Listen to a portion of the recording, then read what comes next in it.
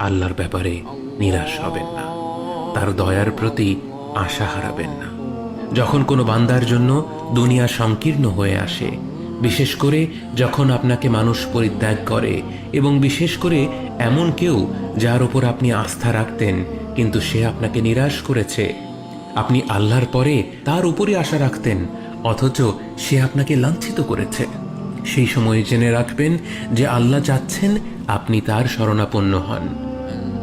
এই পৃথিবীর সবচেয়ে সুখী মানুষ হচ্ছে সে যে আল্লাহর দিকে তার মুখ ফেরায়। এই পৃথিবীর সবচেয়ে সুখী মানুষ সে যে আল্লাহর কাছে তার হৃদয় সমর্পণ করে। মনে রাখবেন যে আপনার একজন মালিক রয়েছেন যিনি আপনার প্রতি আপনার নিজের নফসের থেকেও দয়াবান, যিনি আপনাকে ভালোবাসেন এবং ভালোবাসেন যে আপনি তার কাছেই আশ্রয়ের জন্য ছুটে যান আর তাকেই আপনার দোয়ায় ডাকেন।